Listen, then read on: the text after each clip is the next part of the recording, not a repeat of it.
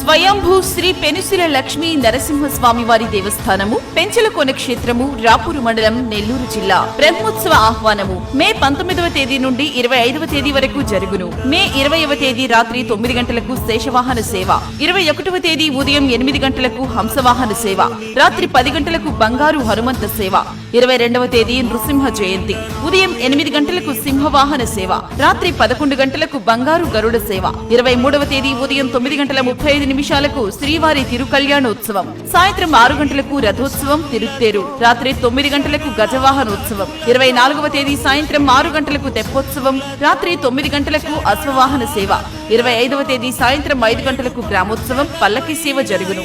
కావున భక్తులెల్లరూ విచ్చేసి శ్రీ స్వామివారిని దర్శించి తరించవలసిందిగా కోరుచున్నాము. ఇట్లు కె. విజయసాగర్ బాబు, ఉప కమిషనరు మరియు కార్యనిర్వహణాధికారి.